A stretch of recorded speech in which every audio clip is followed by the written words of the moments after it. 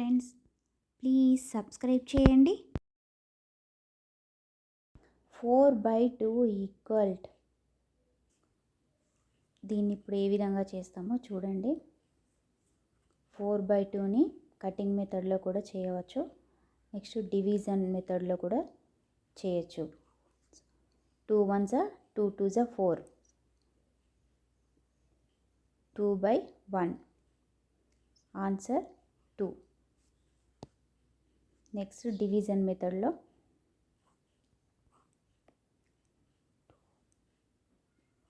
2 2s 4, 0, answer 2 వచ్చింది.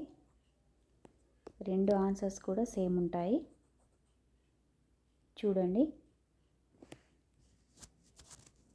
2/1 equal 2, అది కూడా ఎలా వచ్చింది, డివిజన్ చేస్తే వస్తుంది చూడండి.